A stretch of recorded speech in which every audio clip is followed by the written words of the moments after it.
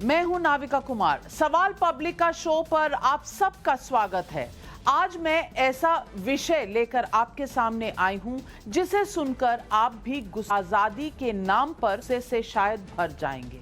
इन दिनों अभिव्यक्ति की कुछ भी बोलने का फैशन चल पड़ा है। राजनीतिक विरोध में कई लोग देश को भी कोसने लग गए हैं, विदेश में भारत की बेइज्जती करने लगे हैं।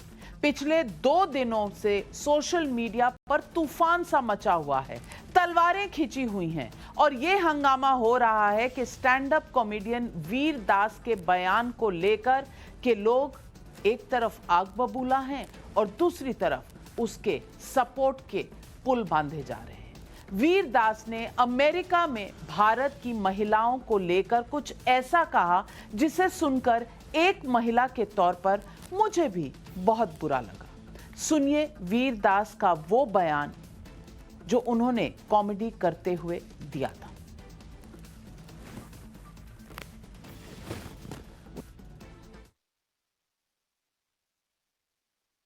I come from an India where children in masks hold hands with each other, and yet I come from an India where leaders hug each other without masks.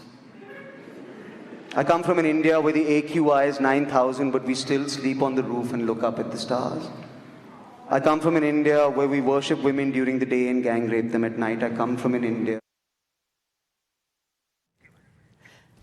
कैसी बात कर रहे हैं वीर दास। कह रहे हैं कि भारत में दिन में महिलाओं को पूजा जाता है और रात में उनके साथ गैंग रेप किया जाता है। कौन कहता है कि अपना देश ऐसा है? क्या यहां ऐसा होता है? क्या हर मर्द गैंगरेप करता है? क्या हर महिला का गैंगरेप होता है? अगर भारत का संविधान अभिव्यक्ति की आजादी देता है तो कोई पूछ के ये बताए कि क्या ये आजादी बिना किसी पाबंदी के, बिना किसी बॉर्डर के ये आजादी मिलनी चाहिए लोगों को। बात सिर्फ इतनी सी नहीं है। वीर दास ने अमेरिका में भारत को लेकर जो कहा वो सो कॉल्ड इंटेलेक्चुअल्स ने लपक कर उसकी बिल्कुल सपोर्ट कर दिया, उसे सही भी ठहराना शुरू कर दिया। कांग्रेस नेता शशि थरूर, दिग्विजय सिंह, कपिल सिब्बल, ये सब वीर दास के सपोर्ट में ये कह रहे हैं। अब सुनिए ये सब क्या कह रहे हैं। शशि थरूर कहते हैं एक स्टैंड अप कॉमेडियन जिसे सही मायने में स्टैंड अप होने का मतलब पता है, शारीरिक नहीं बल्कि नैतिकता के आधार पर खड़े होने का अर्थ जानता है। खड़ा होना क्या मतलब? खड़े होने का मतलब है कि भारत की तौहीन करो, बाहर के देश जाकर भारत की तौहीन करो, इसी को खड़ा होना कहते हैं, इसी को रीढ़ की हड्डी कहते हैं क्या? अब कपिल सिब्बल जी ने क्या कहा? इन्होंने कहा वीर दास इसमें कोई शक नहीं है कि 2 भारत हैं और उन्होंने कहा we are intolerant and hypocritical. अगर हम वीर दास को सपोर्ट नहीं करेंगे तो हम इनटॉलरेंट हैं, हम हिपोक्रिटिकल हैं, ऐसा कपिल सिब्बल ने कहा। अब इस पर आइए सुनते हैं बीजेपी का क्या रवैया रहा। बीजेपी के मंत्री मुख्तार अब्बास नकवी ने यह बयान दिया। अब कांग्रेस की हालत, कांग्रेस के कुनबे की हालत ये हो गई है कि वो कॉमेडियन के एजेंडे पर काम करने लगी है, या वो कॉमेडियन का एजेंडा फिक्स करने लगे हैं कांग्रेस पार्टी, या कॉमेडियन के एजेंडे पर खुद काम करने लगी है। अब अगर कांग्रेस की ये स्थिति हो गई है कि जो मनोरंजन मानुषों के आधार पर जो है मनोरंजन मानुषों के मनोरंजन का हिस्सा बन जाए, तो कांग्रेस भी मजाक का पात्र बनती जा रही है, इससे ज़्यादा कुछ है नहीं। बीजेपी कांग्रेस की बात करेंगे, लेकिन मेरी जवाबदेही अपने दर्शकों और अपने देश के प्रति है। वीर दास के बयान पर देश गुस्से में है और यह गुस्सा सिर्फ सोशल मीडिया पर ही नहीं है। दिल्ली, मुंबई में वीर दास के खिलाफ कई एफआईआर भी दर्ज करी गई हैं। इसके बाद वीर दास को अपने बयान पर सफाई देनी पड़ी। सफाई में उन्होंने क्या कहा वो भी देखिए। वीर दास ने कहा इस वीडियो का मकसद ये बताना है कि हेडलाइन के अलग हमारा देश बहुत कुछ है, यानी कि देश में सिर्फ गैंगरेप की बात मैंने नहीं कही थी, मैंने बहुत कुछ कहा था। उन्होंने कहा इस वीडियो के छोटे से हिस्से से आपको बरगलाया जा रहा है, ऐसा मत होने दीजिए। ऐसा कहा वीर दास ने अपनी क्लैरिफिकेशन में। लेकिन देश आज ये सफाई पूछ रहा है। वीडियो का मकसद ये बताना है कि उन्होंने जो कहा कि मैंने ऐसा कुछ नहीं कहा जिससे बरगलाया जा रहा है, एक छोटा सा हिस्सा लिया गया है और इसकी वजह से देश गुस्से में है। वाह वीरदास साहब, आपने नारी पूजा को गैंगरेप से जोड़कर गजब की क्रिएटिविटी दिखाई है। कम से कम नारी होते हुए मुझे तो कम से कम हजम नहीं हो रही। देश को गाली दी और कह रहे हैं दुनिया ने चीयर्स बोला है देश को। अपने देश का मजाक दुनिया के सामने उड़ाया और खुद ही बता रहे हैं कि दुनिया ने कहा वाह, ये तुमने कमाल कर दिया वीरदास। क्या गजब की सफाई है आपकी, और गजब है उनका समर्थन जो अब पॉलिटिकल पार्टीज कांग्रेस की तरह दे रही हैं। अब पब्लिक सवाल यह पूछ रही है कि कंगना और वीर के बयान पर दोहरा रवैया क्यों है? अभिव्यक्ति की आजादी के लिए सिलेक्टिव अप्रोच क्यों है? अगर वीर दास को आजादी तो कंगना रनौत को आजादी क्यों नहीं? वीर का मजाक क्रिएटिव है, कंगना का बयान देशद्रोह है। कंगना रनौत गलत तो वीर दास सही कैसे हो सकते हैं? अपना फायदा देख विरोध की राजनीति, ये कैसी राजनीति है? आज यही है हमारे डिबेट का टॉपिक और यही सवाल हम पूछेंगे। और हमारे साथ जुड़ रहे हैं अमित मालविया, बीजेपी के प्रवक्ता हैं, आतिकुर रहमान इस्लामिक स्कॉलर हैं, जुड़ रहे हैं हमारे साथ।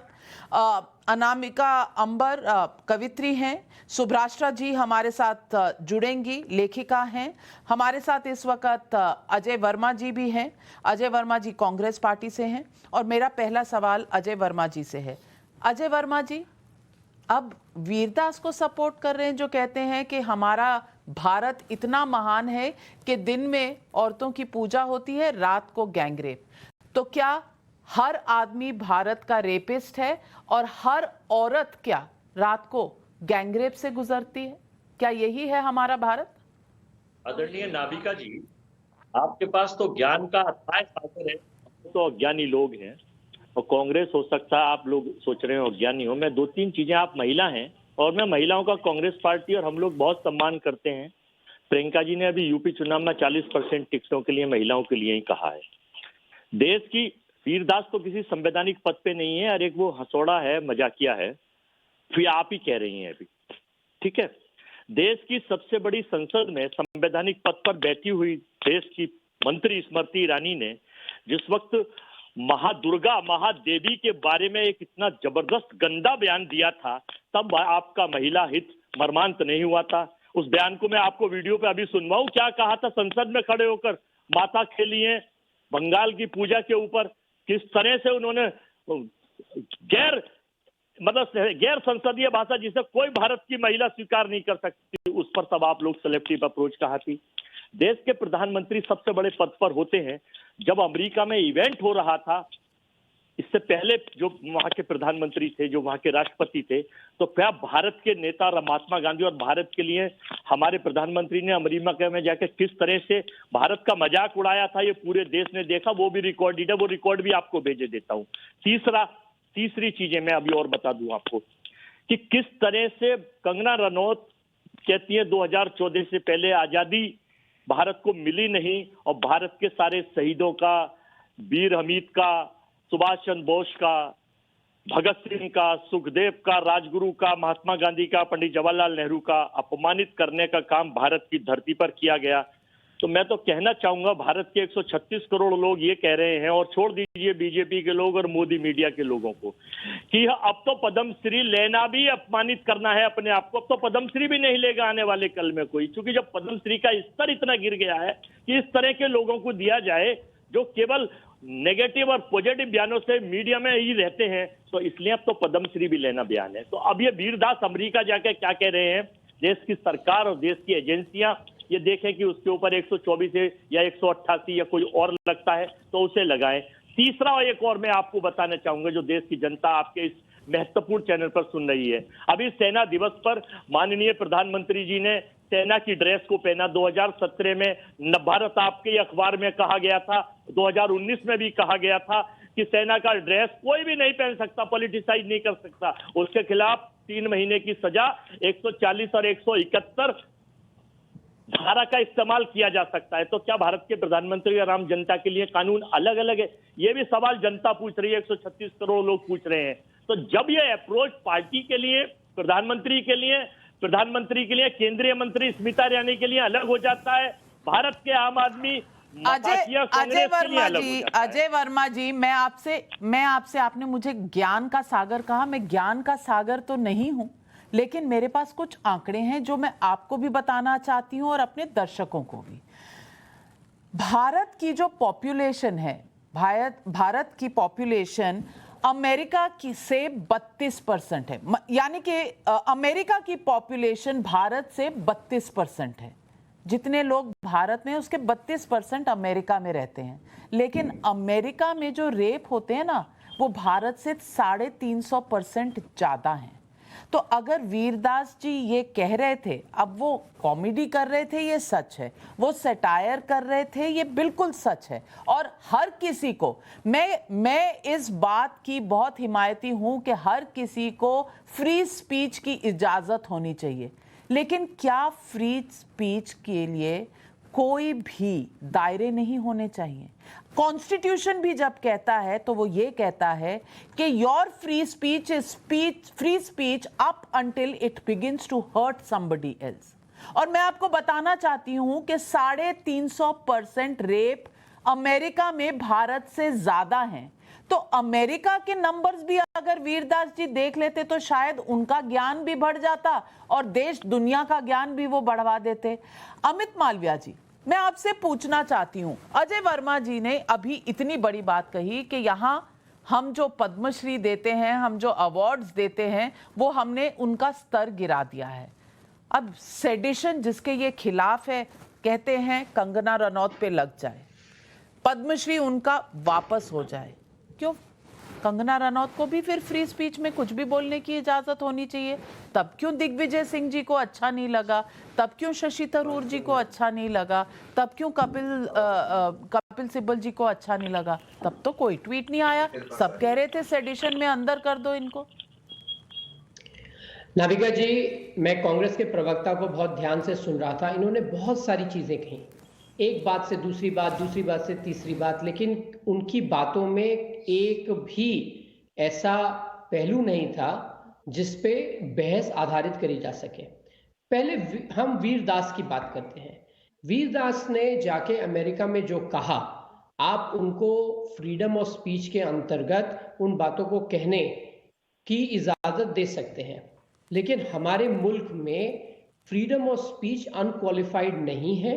और पंडित जवाहरलाल नेहरू ने फर्स्ट अमेंडमेंट में reasonable restrictions freedom of speech पर लगाए थे।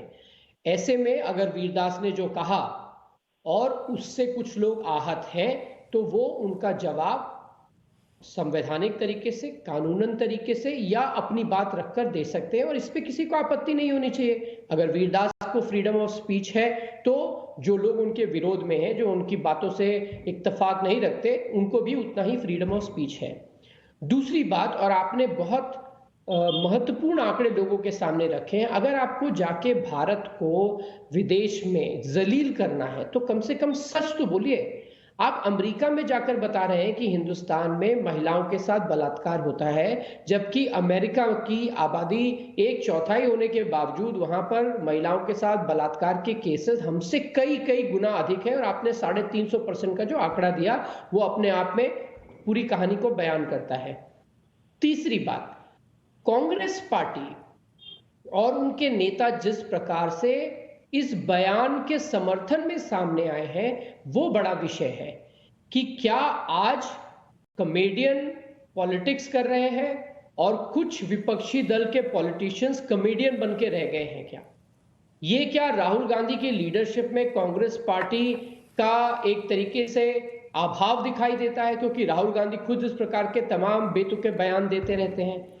क्या कांग्रेस पार्टी अब अपनी राजनीति ऐसे लोगों के आधार पर करेगी जिनका समाज में जो भूमिका है वो लोगों को मनोरंजन पहुंचाने तक का है? उसमें कोई खराब बात नहीं है, लेकिन क्या ये लोग कांग्रेस पार्टी का अब एजेंडा सेट कर रहे हैं? ये बड़ा सवाल खड़ा होता है। अब मैं आता हूं कंगना रनावत की बात में। मैंने कंगना रनावत का बयान सुना। उन्होंने कहा कि 2014 के बाद आज़ादी मिली। उन्होंने इसको और अधिक एक्सप्लेन नहीं किया, लेकिन एक विचार है कि डीकोलोनाइजेशन ऑफ माइंड, कि आप दिमाग से कब आज़ाद हुए। कुछ लोग 1947 में हुए, कुछ लोग जब बांग्लादेश बना तब हुए, कुछ लोग शायद 2014 में हुए। ये कंगना रनावत की अपनी राय हो सकती है, लेकिन कांग्रेस पार्टी के तमाम नेता उनके खिलाफ बगावती सुर में खड़े हो गए। ये पहली बार नहीं हुआ, कई बार ऐसा हुआ है कि कंगना रनावत के बयानों को लेके कांग्रेस पार्टी के नेताओं को बहुत तेज मिर्ची लगी है, और स्वाभाविक सी बात है, वो तीखी बात करती हैं। अंत में मैं पद्मश्री अवार्ड्स की बात करना चाहता हूं। कांग्रेस पार्टी के प्रवक्ता ने अभी कहा कि इन अवार्ड्स की हैसियत इतनी कम हो गई है कि लोग इनको लेना पसंद नहीं करेंगे। प्रधानमंत्री नरेंद्र मोदी जी के आने के बाद में तुलसी गौड़ा से लेके मजम्मा तक ऐसे तमाम लोगों को ये अवार्ड्स दिए गए जो शायद कभी अपने प्रदेश की राजधानी में भी नहीं पहुंचे होंगे।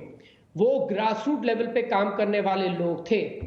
पहले के जमाने में, कांग्रेस के जमाने में, गांधी परिवार के दरबार के जो लोग हिस्सा होते थे, जो उनके डेंटिस्ट होते थे, जो उनके डॉक्टर होते थे, जो गांधी परिवार को नाच गाना करना सिखाते थे, जो कुछ पत्रकार ऐसे होते थे जो कांग्रेस की दलाली करते थे, ऐसे लोगों को पद्मश्री दिया जाता था।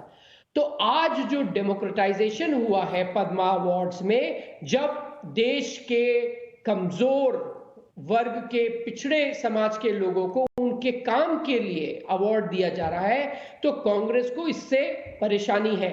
और अंततः हमने बार बार इस देश में सुना कि एक अवार्ड वापसी गैंग था जो हर छोटी बात पे, हर राजनीतिक मुद्दे पे अवार्ड वापस करने पहुंच जाता था। आप जानती हैं ये कौन लोग थे? ये वो लोग थे जो इन अवार्ड्स को डिजर्व नहीं करते थे। ये वो लोग थे जिनको ये अवार्ड उनको गांधी परिवार की गुलामी और दलाली करने के लिए दिया गया था। इसलिए जब जरूरत पड़ी कांग्रेस को और गांधी परिवार को, तो ये लोग अपना अवार्ड वापस करने के पहुंच जाते थे। जिन लोगों ने अपने जीवन के 50-60 साल सामाजिक जीवन में दे दिए और अब उनको नरेंद्र मोदी जी की सरकार ने पद्मश्री अवार्ड दिया है, वो लोग कभी इस मेहनत की कमाई और रिकॉग्निशन को वापस नहीं करेंगे। जिन लोगों को कांग्रेस ने राजनीतिक कारणों से अवार्ड दिया, वही लोग अवार्ड वापसी गैंग का हिस्सा है। तो ये हमें ना बताएं कि इन अवार्डों की महत्ता कम हुई है या बढ़ी है। पूरा देश देख रहा है कि हिंदुस्तान आज आगे बढ़ रहा है। जयचंद इस देश में पहले भी रहे हैं, वीरदास उसमें एक नया एडिशन है, और कांग्रेस पार्टी के वो सभी नेता जो वीरदास के बयान को सही ठहरा रहे हैं, जो हिंदुस्तान को नीचा दिखाने का काम कर रहे हैं, वो सब भी लोग जयचंद ही हैं। हिंदुस्तान की जनता कांग्रेस के इस चरित्र को समझ गई है, इसीलिए कांग्रेस लगातार कई वर्षों से विपक्ष में बैठी हुई है। बात यहां पर यह है, और मैं आतिकुर रहमान साहब के पास जाना चाहती हूं। आतिकुर रहमान साहब, मैं आपसे पूछना चाहती हूं, सवाल ये नहीं है कि कॉमेडियन या सटायर करने वाले क्या कर सकते हैं। सटायर का मतलब है कि आप चुटकी लेंगे, आप कुछ चीजों पर एक सिनिकल व्यू लेंगे, सटायर करेंगे, बिल्कुल सही है। स्टैंड अप कॉमेडियंस का यही काम है, और मैं कहीं भी ये इस चीज को सपोर्ट नहीं करती हूं कि हमें खुली बात बोलने की आजादी होनी चाहिए। मैं खुद पत्रकार हूं और मैं चाहती हूं कि फ्रीडम ऑफ स्पीच हो, हम पर बिल्कुल कोई पाबंदी नहीं हो, लेकिन हमारी फ्रीडम ऑफ स्पीच का कोई दायरा होगा, कोई मर्यादा होगी? क्या फ्रीडम ऑफ स्पीच हमें ये इजाजत देती है कि हम हर मर्द को रेपिस्ट बना दें? क्या आप इस बात से खुश हैं कि वीरदास का कहना है कि जो लोग सुबह औरतों की पूजा करते हैं, यानी दुर्गा माँ, लक्ष्मी माँ, हमारे हिंदू माइथोलॉजी में ये होता है, तो क्या आप ये समझते हैं कि हर मर्द एक रेपिस्ट होता है और हर औरत का रात को इस देश में गैंगरेप होता है? क्या ये भारत की सही पिक्चर है? क्या ये भारत की सही तस्वीर दुनिया को दिखाई जा रही है? क्या हम ये जोक में भी कह सकते हैं? क्या हम इसका मजाक भी बना सकते हैं? बात असल में ये है, और जो मजाक कर रहा है, चलिए वो तो एक तरफ, लेकिन मजाक करने वाले के सपोर्ट में जो आकर खड़े हो जाते हैं वो है एक नेशनल पार्टी जो मेन ऑपोजिशन पार्टी है इस देश की। क्या वो ये कहेगी कि हाँ भारत तो ऐसा ही देश है, सुबह यहाँ औरतों की पूजा होती है, शाम को रेप होता है? क्या ये बात हम इतनी हल्के तरीके से और इस तरह मजाक से एक पॉलिटिकल प्लेटफॉर्म से कह सकते हैं? वीरदास तो चलिए एक स्टैंड अप कॉमेडियन है, क्या ये पॉलिटिकल लीडर्स अब कॉमेडियंस बन गए? जी नाविका जी, देखिए बड़ा इंटरेस्टिंग सब्जेक्ट है और इसको अगर तोड़ मरोड़ के पेश किया जाए तो मैं वीरदास जी का सपोर्ट करूंगा और आप उनकी कई बातें जिस तरह से आपने कही आप सहमत नहीं होंगी, तो ये तो कोई इंसाफ की बात नहीं है। अगर आप इन टोटो देखना चाहते हैं उनके पूरे वक्तव्य को, जो कुछ भी उन्होंने एज अ सटायर और एज अ क्रिटिक बन के, मेरे लिए वो एक क्रिटिक है पूरी इंडिया के सिस्टम का, पूरी तरह से मैं एग्री कर रहा हूं।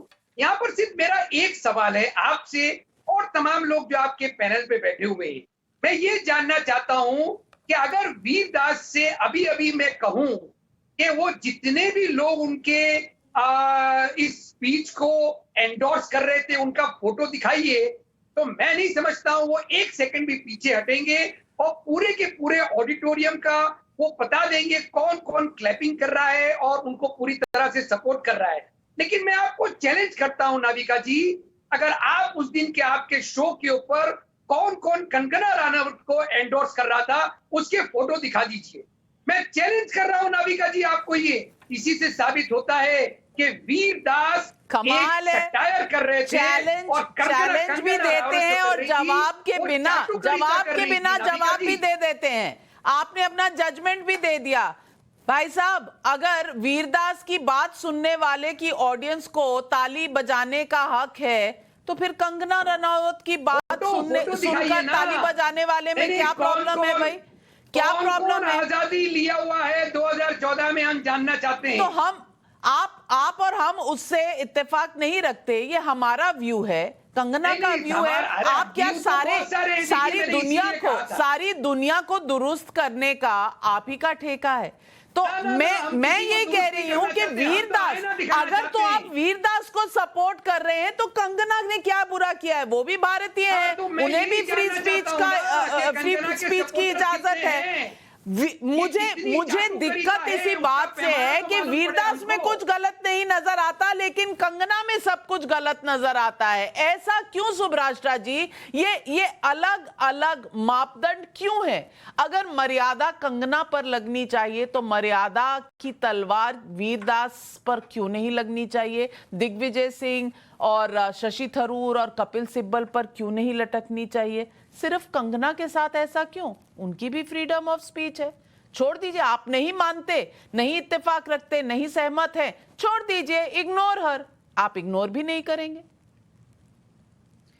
जी नविका जी, ऐसा नहीं है कि कंगना रनावत ने जो कहा उसको लेकर के मुझे नहीं लगता कि जिन लोगों ने कंगना रनावत को क्रिटिसाइज किया है, मैं उस वर्ग की बात कर रही हूँ जो अपने आप को नॉन लेफ्ट कंजर्वेटिव स्पेस में मानते हैं, मैं उनकी बात कर रही हूँ। जो भी परंपरा को निभाने की जो बात कर रहे हैं, जो लोग जो वामपंथ है, गैर वामपंथ, मैं राइट विंग की बात नहीं कर रही हूं, मैं दक्षिण पंथ की बात नहीं कर रही हूं, जो गैर वामपंथी अपने आप को मानते हैं, उन लोगों ने जिन लोगों ने कंगना के खिलाफ आवाज उठाई है, वो आवाज इसलिए नहीं उठाई है कि कंगना ने कुछ कहा। ये बात समझा जाना जरूरी है नविका जी, और बहुत अच्छा किया कि आपने सीधा कंगना का सवाल मुझसे पूछा, क्योंकि मैंने भी आवाज उसके खिलाफ उठाई है। मुझे प्रॉब्लम इससे है कि वीरदास को या कंगना रनावत, क्योंकि मुझे भी सहमति नहीं है कंगना के स्टेटमेंट से। आपने तो बकायदा आप तो एडिटोरियल हेड है नविका जी, आपने तो बहुत जिम्मेवार पत्रकार होने के नाते आपने ऑफिशियली ट्वीट आपके हैंडल से हुआ, टाइम्स नाउ के हैंडल से हुआ, ये कहते हुए कि आप इत्तेफाक नहीं रखती। मैं एक और बात कह रही हूँ, मैं ये बात कह रही हूँ कि नरेंद्र मोदी जी की सरकार बनने के बाद ये बात सच है कि इस देश की राजनीति का व्याकरण बदल गया है। लेकिन इस देश की राजनीति के व्याकरण बदलने के साथ साथ जो राजनीति का सुपर स्ट्रक्चर है उसको भी बदले जाने की बहुत बहुत जरूरत है। और ये काम नरेंद्र मोदी नहीं करेंगे, क्योंकि नरेंद्र मोदी के पास अब सरकार संभालने की जिम्मेवारी है। जो जो अपने आप को नरेंद्र मोदी के समर्थक मानते हैं या नरेंद्र मोदी जी के विजन के साथ उनका तालमेल है, वो राष्ट्र प्रेम जिनके अंदर है, उनको ये डिसीजन आज लेना पड़ेगा नविका जी कि क्या उस पर्टिकुलर कुनबे की जो स्पोक्स पर्सन है वो कंगना रनावत है, ये डिसीजन लेना पड़ेगा। और बात जहां तक ये आती है, थोड़ा सा मुझे आपसे डिसएग्रीमेंट है इस पर नविका जी। आप कह रही है कि कंगना रनावत को आजादी क्यों नहीं है बोलने की। बिल्कुल आजादी है बोलने की, लेकिन कंगना रनावत की बात पर अगर क्रिटिसिज्म है तो ये तो इतना शील कंगना में भी होना चाहिए कि वो सुन सके। भाई उनको पद्मश्री कला के लिए मिला, कला के पे बात करें, कला में राजनीति पे वो बात करें, कोई दिक्कत नहीं है। लेकिन वो इतिहासकार बनकर अगर इतिहास बोध और इतिहास की व्याख्या करेंगी तो मैं तो कहूंगी कि पद्मश्री मीनाक्षी जैन जी से मैं बात करना चाहूंगी, मैं उनकी बात सुनना चाहूंगी, मैं सोनालिका कौल जी की बात सुनना चाहूंगी। मैं कंगना रनावत को who is she to talk about my history is my question. और इसी बेसिस पे मैं जोड़ना चाहती हूँ, कौन है वीरदास, मैं परिचय जानना चाहती हूँ। नविका जी आपसे जानना चाहती हूँ, वीरदास कौन है। मेरे गांव में रामलीला जब होती है उससे ज्यादा अच्छा हास्य और उससे ज्यादा अच्छी कॉमेडी कोई नहीं करता। वीरदास बहुत शायद लोगों को बुरा लगे ये सुनकर, लेकिन वीरदास की कॉमेडी मुझे लगता है इस देश के जो प्रबुद्ध युवा हैं 90% की बात होती है। आतिकुर जी मैंने आपसे बात होती है, आतिकुर जी मैंने अभी बात समाप्त नहीं की है, 2 मिनट मौका दीजिए। लेवल की बात होती है, इतना तो इंटरजेक्शन आप भी बर्दाश्त कर लें। बोलने तो दीजिए आतिकुर भाई, बात तो बोलने दीजिए। जी कंटिन्यू। आपने मेरी बात सुनी नहीं है पूरी। मैं ये कह रही हूँ कि वीरदास अपने ड्राइंग रूम के अंदर कंगना रनावत के साथ डिस्कशन कर ले, कोई दिक्कत नहीं है। लेकिन वीरदास की बात को इतना तूल दे करके कांग्रेस से जोड़ देना, ऑपोजिशन की वॉइस बता देना, कंगना को राइट विंग का वॉइस बता करके बोलना, ये मुझे मेरे गले से नीचे नहीं उतरता। मैं अंतिम बात कहूंगी नविका जी। लेकिन सुब्राष्ट्रा जी, नहीं सुब्राष्ट्रा जी, आपने कहा कि वीरदास की बात कंगना से जोड़ी जा रही है या कांग्रेस से जोड़ी जा रही है। हमने नहीं जोड़ी, हमने तो 2 दिन से ये वीरदास ट्रेंड हो रहे थे, हमने इस पर बात भी नहीं की। इशू तब बना जब कांग्रेस खुद समर्थक बनकर बाहर आ गई, और इसीलिए मैं पूछ रही हूं, it is the other way round. Congress समर्थन दे रही है वीरदास को, इसीलिए मुद्दा है कि क्या हमारी पॉलिटिक्स इसको सपोर्ट करती है जो वीरदास कह रहे हैं। सिर्फ इतना वीरदास अपने आप में जो कहें, क्रिएटिव स्टार हैं, जो भी हैं, हमें नहीं पसंद, हम उसे इग्नोर कर देंगे कि वो जो कह रहे हैं हमारे साथ अगर मैच नहीं करता, नेवर माइंड। लेकिन वो बोल रहे हैं, बोलने दीजिए। इस देश में 135 करोड़ लोग हैं, रोज कोई ना कोई कुछ ना कुछ बोलता है। और अगर आप सोशल मीडिया में चले जाइए तो अच्छी बात कम ही बोली जाती है, बुरी बात बहुत ज्यादा बोली जाती है, तो हम कहां तवज्जो देते हैं उसको। लेकिन जब देश की प्रिंसिपल ऑपोजिशन पार्टी के दिग्गज आ जाएं और बोलें कि भाई अगर भारत की तौहीन कर रहे हो तो बेटा तभी तुम रीढ़ की हड्डी दिखा रहे हो, तभी तुम खड़े होकर जवाब दे रहे हो, इस बात से मुझे प्रॉब्लम है, आपको नहीं है। बिल्कुल प्रॉब्लम है नविका जी, बिल्कुल प्रॉब्लम ही नहीं है। मैं तो घोषित रूप से, मुझे लगता है बार बार मुझे ये बात कहने की जरूरत नहीं है, हमारे देश की विपक्ष और खास करके कांग्रेस बौद्धिक रूप से पूरी तरह दिवालिया हो चुकी है। ये बात मैं लगातार कहती आ रही हूं, इसमें कोई दो राय नहीं है। आप वीरदास का समर्थक करके क्या प्रूव करना चाह रही है, ये तो कांग्रेस पार्टी के स्पोक्स पर्सन बैठे हैं, वो बताएंगे। मेरा सिंपल सा कहना ये है रविका जी, चाहे वो कंगना हो या वो वीरदास हो, इन लोगों की बात को इतना तवज्जो देकर के बात करने में समस्या ये होती है कि अगर कोई व्यक्ति खुले मंच से कह देता है, भीख वाला स्टेटमेंट मैं रिपीट नहीं करना चाहती हूं, मेरे पुरखों का असम्मान है वो। मैं बिहार से आती हूं, जिस समय बाबू कुंवर सिंह लड़ाई लड़ रहे थे, मैं ये बात ऑन रिकॉर्ड बोलना चाहती हूँ कंगना जी, उस समय 2 वारांगनाएं थी और वो बहुत कला क्षेत्र में बहुत आगे थी, धर्मन बाई और करमन बाई। छोटा सा किस्सा है, मैं आपसे गुजारिश करूंगी कि 2 मिनट का समय दे, क्योंकि श्रद्धांजलि मैं देना चाहती हूँ उनको। 1947 के बहुत पहले की बात है। कुंवर सिंह पूरी तरीके से आजादी की लड़ाई में जब प्रथम लड़ाई हुई, उसमें उन्होंने अपने आप को पूरी तरीके से झोंक दिया, उनके पास कुछ नहीं बचा।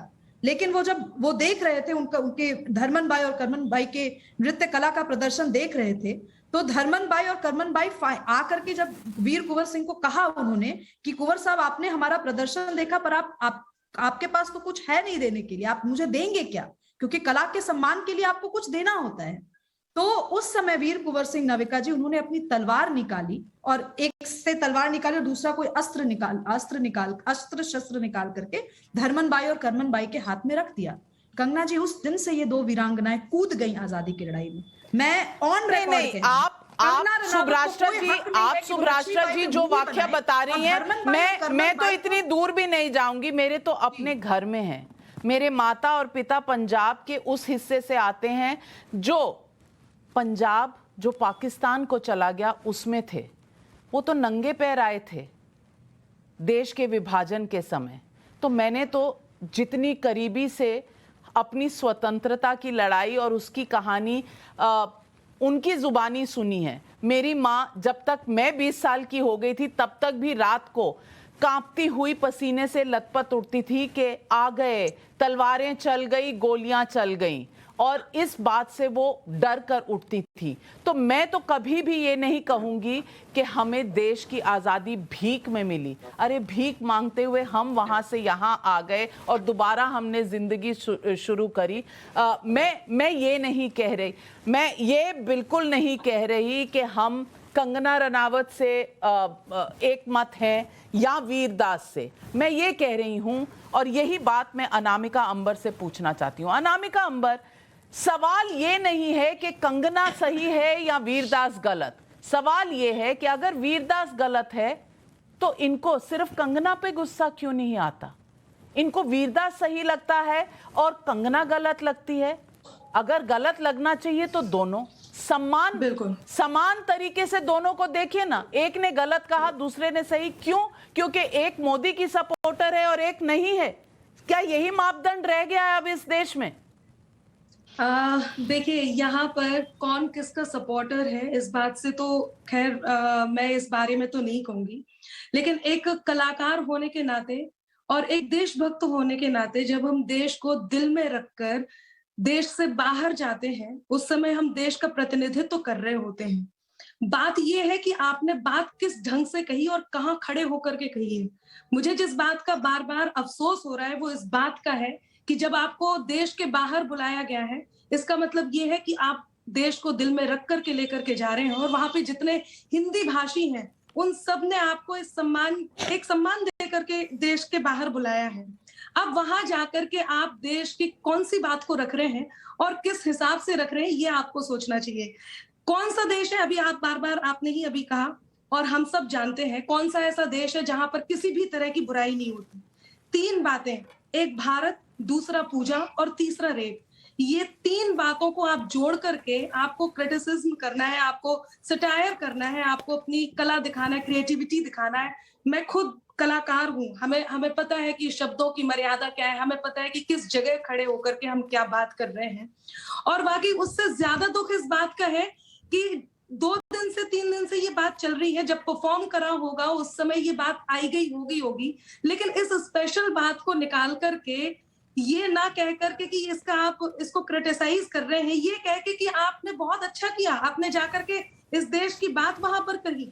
अब आपने जो पूछा है, जी बिल्कुल यही मैं कहना चाह रही हूँ। अब आपने ये पूछा है कि कंगना की बात को गलत और वीरदास की बात को सही माना जा रहा है, तो एक और बात है, आप अपने घर की बात घर में बैठ करके आमने सामने डिस्कस कर रहे हैं। कोई मुद्दा गलत लग रहा है, उसको आप हटा रहे हैं, बात उस बारे में कर रहे हैं, चर्चा कर रहे हैं, वो एक अलग बात है। लेकिन उसी बात को ले जाकर के आप बाहर डिस्कस कर रहे हैं तो लोग तो हंसी उड़ाएंगे ही, पहली बात। दूसरी बात यह है कि कंगना जी ने जो भी कहा है, कंगना रनौत ने अपना विचार इस देश के इतिहास को लेकर के रखा। भारत के लिए क्या कहा, पहले ये देखिए। आप जो कह रहे हैं वो आप भारत के लिए कह रहे हैं, आप पूजा से जोड़ रहे हैं। वो देश जो विरासत का देश है, वो देश जो संस्कृति का देश है, जिसको बाहर लोग इस नाम से जानते हैं, इस बात से जानते हैं कि संस्कृति के देश भारत से आप आए हैं, आप उसका प्रतिनिधित्व कर रहे हैं और आप भारत को लेकर के इस तरह की बात करते हैं, तो मैं इसका पूर्ण रूप से क्रिटिसाइज इस बात का करती हूँ। एक बात कहती हूँ कि फर्क साहस और दुस्साहस में होना चाहिए, फर्क साहस और दुस्साहस में होना चाहिए, गुण नहीं तो नीम भी ना रस में होना चाहिए, और कब कहाँ कैसे किसे क्या बोलना है आपको, कब कहाँ कैसे किसे क्या बोलना है, आपको ज्ञान इतना आपके अंतस में होना चाहिए। बोलते समय जिम्मेदारी, एक सीमा हर बात की होती है। आप क्या हैं, किस जगह से आए हैं, आप किस बात में है। आप कोई पॉलिटिशियन नहीं है, आपके ऊपर कोई ये भार नहीं है कि आपको आकर के यही बात बतानी है। आपको ये ध्यान रखना चाहिए कि किन बातों को नहीं बोलना है। और फिर ये भी है कि केवल इसी बात के लिए यदि देश जाना जाता हो तो भाई आप छटपटा रहे हैं, देश में रह के बोल नहीं पा रहे हैं, बाहर आपको मौका मिला है और आपको जाके यही अजय वर्मा जी, तो अजय वर्मा जी यही बात है, अजय वर्मा जी यही बात है। बात ये नहीं है कि आपको बोलने की इजाजत नहीं है या आपको बोलने की स्वतंत्रता नहीं है, लेकिन आपको क्या बोलना है ये तो आप संयम और मर्यादा अपने अंदर होती है।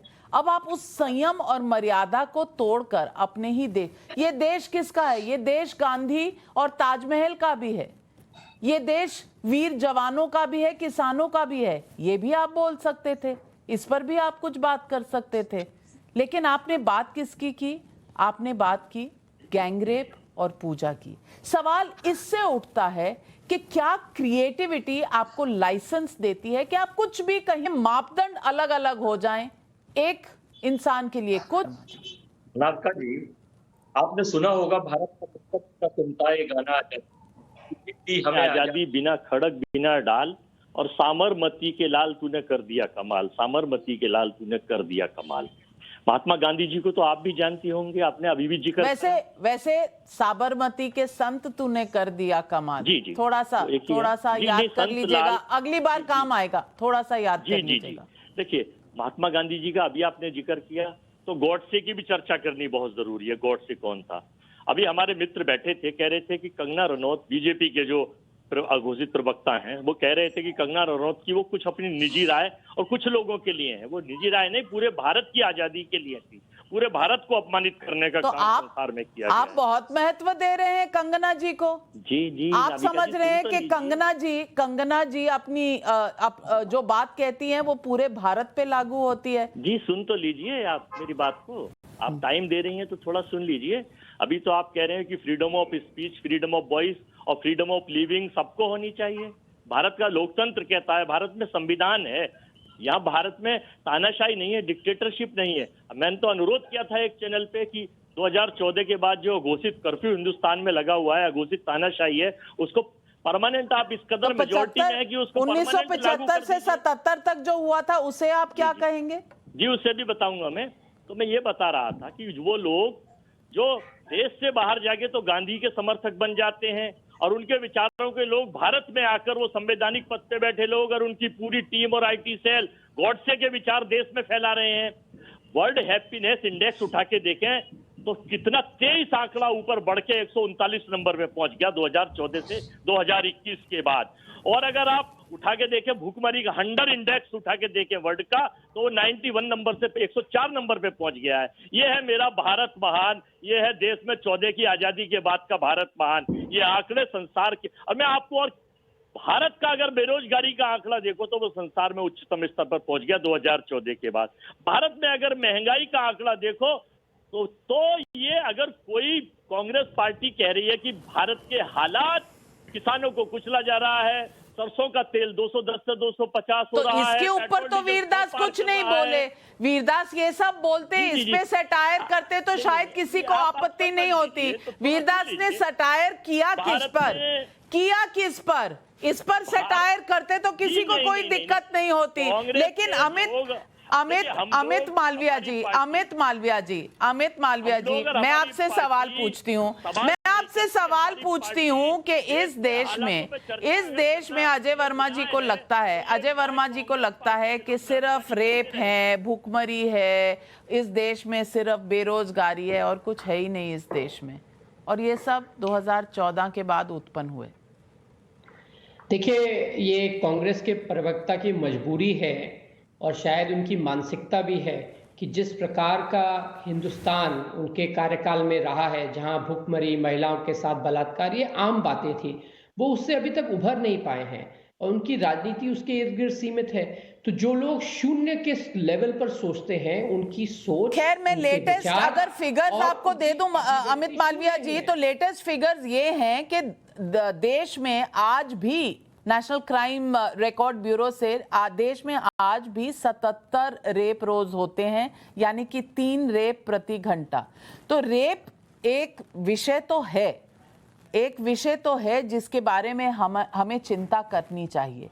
लेकिन हाँ, क्या वीरदास की चिंता थी ये, या वीरदास ने देश का मजाक ही बना के रख दिया? सवाल ये है। नाविका जी, मैं आपकी बात से बिल्कुल इत्तेफाक रखता हूं। हमारे समाज में भी विकृतियां हैं, महिलाओं के खिलाफ इस प्रकार के अपराध होते हैं, लेकिन क्या जो अपराध होते हैं वो हमारे देश के अस्तित्व को डिफाइन करते हैं? ये बड़ा सवाल है। जिस प्रकार से वीरदास ने अमेरिका में जाकर हिंदुस्तान को रेप कैपिटल घोषित कर दिया, क्या हिंदुस्तान वो रेप कैपिटल है? दूसरी बात, हमारे देश में जहां महिलाओं को पूजा जाता है, नारी शक्ति को पूजा जाता है, वहीं हमारी सरकारें ऐसे कानून लेकर आई हैं जहां पर रेप करने वालों के खिलाफ सख्त से सख्त कार्रवाई होती है। और ये सारे कानून हमारी सरकार लेकर आई है, भाजपा की सरकारें लेके आई है, मध्य प्रदेश की सरकार लेके आई है, केंद्र सरकार लेकर आई है। कांग्रेस के समय तो ये कानून नहीं थे, लेकिन दुर्गा के लिए कहा था, क्या वो सम्मानीय था? एक मिनट वो सम्मानीय था क्या? कांग्रेस के प्रवक्ता को सुनने की आदत होनी चाहिए। माता दुर्गा को सेक्स वर्कर कह रहे हैं, प्रॉश कह रहे थे वो। आप वीडियो भेज दूं मैं? कांग्रेस के प्रवक्ता को सुनने की आदत होनी चाहिए, बीच में बोलने की आदत ठीक नहीं है। आपको निंदा है, माफी मांगनी चाहिए। दूसरी बात, जहां तक स्मृति ईरानी जी का सवाल है, मुझे पता है कांग्रेस की हालत उनके नाम से इतनी खराब हो जाती है। जब से उन्होंने राहुल गांधी को अमेठी में हराया है, तब से हर कांग्रेसी राहुल गांधी के प्रति अपनी निष्ठा दिखाने के लिए स्मृति ईरानी के तमाम ऐसे बयानों को जो उन्होंने कभी दिए ही नहीं लेकर डिबेट्स में आते हैं। लेकिन स्मृति ईरानी जी ने राहुल गांधी को जिस तरीके से हराया है, उसका गम कांग्रेस वालों को है, हम समझ सकते हैं। लेकिन ये डिबेट का मुद्दा नहीं है।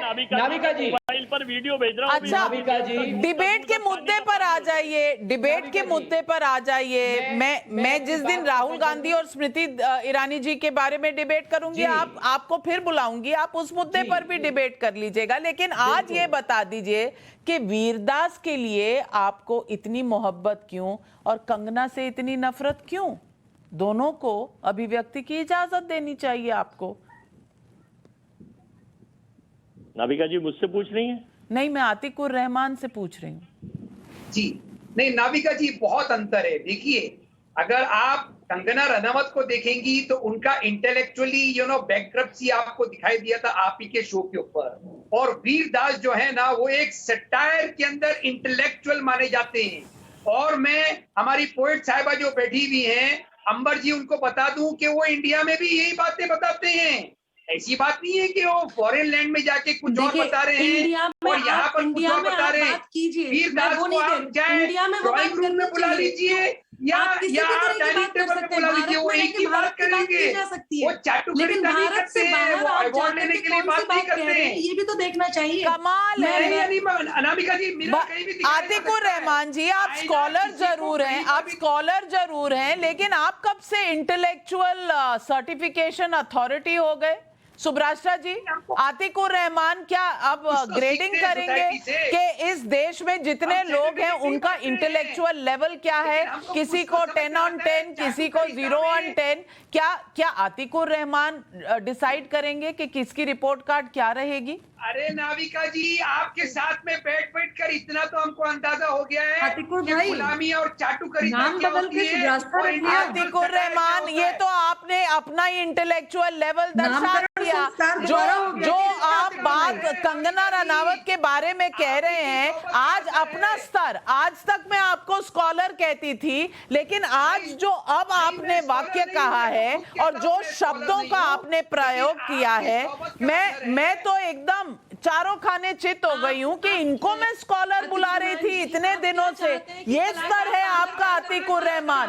मैं तो हमेशा अपने शो पर आपको इसलिए बुलाती हूँ क्योंकि आप शो का स्तर रखते हैं, आप शो का स्तर रखते हैं। आपने जो शब्द इस्तेमाल किए हैं वो तो आप पर भी अप्लाई होते हैं। आप जिसको सपोर्ट करें तो उसके आपके बारे में भी यही कहा जा सकता है। लेकिन कमाल है, मैं अपना स्तर इतना नहीं गिराना चाहती। आपकी इंटेलेक्चुअल रिपोर्ट कार्ड बहुत फ्लेक्सिबल होगी, मैं अपनी फ्लेक्सिबल नहीं बनाना चाहती। सुभ्राष्ट्रा जी, क्योंकि ये देश में है तो इनकी फ्रीडम ऑफ स्पीच अनलिमिटेड है, इसकी कोई मर्यादा नहीं है अतीकुर रहमान की। तभी ये कह रहे हैं कि वीरदास की भी नहीं होनी चाहिए। नहीं, अगर मैं अतीकुर रहमान जी की बात मान लूं तो फिर जब योगी आदित्यनाथ जी और मोदी जी के भाषणों में इनको लगता है कि पोलराइजेशन होता है तो फिर उसको भी माने ना, फिर उसको भी फ्रीडम ऑफ एक्सप्रेशन माने। तब इनको इतनी तिलमिलाहट क्यों होती है? वो भी तो फ्रीडम ऑफ एक्सप्रेशन है। नहीं, हम गलत लगेगा तो सुब्रत जी आप क्रिटिसाइज करेंगे। आप बात क्यों नहीं करने देते आतिकुर भाई? मैं एक मुझे कम रह गया है इसीलिए रिस्पॉन्ड करना जरूरी है। जेन्युइन शिकायत है, आप करेंगे ना, वो एंकर करेंगे, चाहे वीरदास हो, कंगना रनौत हो, आतिकुर भाई आप स्कॉलर हैं, आपको पता होना चाहिए। आपको एंकर कहेंगे कि वो पद्धति उन्होंने छोड़ दी। अभी उन्होंने डिस्प्ले कर दिया कि उनका इंटेलेक्चुअल रिपोर्ट कार्ड क्या है। जो बात उन्होंने कही इसमें ये उन्होंने देश को पूरा डेमोन्स्ट्रेट कर दिया कि जो खुद को इंटेलेक्चुअल कहते हैं और इंटेलेक्चुअल होने की एक उपाधि देते हैं वो खुद कितने खोखले हैं। आज बात बस इतनी सी है और यही सवाल पब्लिक का भी था। सवाल पब्लिक का ये था कि अगर वीरदास सही तो कंगना गलत क्यों? अगर सबको अपनी अभिव्यक्ति की आजादी चाहिए तो कुछ लोगों पर मर्यादा का संयम क्यों, कुछ लोगों पर पाबंदियां क्यों और कुछ लोगों को खुली छूट क्यों? क्या हमारा संविधान जब कहता है कि आपको अभिव्यक्ति की आजादी है तो उसके लिए कोई मर्यादा नहीं रखता, कोई रिस्ट्रिक्शन नहीं रखता? ये वो लोग कहते हैं जो संविधान को समझते ही नहीं, संविधान की बात करते हैं लेकिन संविधान को ताक पर रख देते हैं क्योंकि उनको चाहिए शॉर्टकट फॉर पॉलिटिक्स, राजनीति का शॉर्टकट। और शॉर्टकट किससे मिल रहा है आजकल कॉमेडी से मिल रहा है। कहिए कंगना को गलत, और मैं बिल्कुल कहती हूं कि कंगना ने आजादी के बारे में जो कहा उससे मैं सहमत नहीं हूं, लेकिन मैं ये भी हिम्मत रखती हूं कि आजादी बोलने की वीरदास को भी है, लेकिन मर्यादा में बोलिए तो हम भी ठहाके लगाएं, हम भी हंसें। यूं मत बोलिए कि हम शर्म से आंखें झुका लें और पूरी दुनिया में शर्मसार हो जाए। बस फैक्ट और ओपिनियन दोनों की बीच की जो एक पतली सी लक्ष्मण रेखा है उसको समझें। बस यही है हमारी बात। सवाल पब्लिक का पर मेरे साथ जुड़ने के लिए आपका बहुत बहुत शुक्रिया। लेती हूं एक छोटा सा ब्रेक, जाइएगा मत, खबरें दूसरी तरफ भी।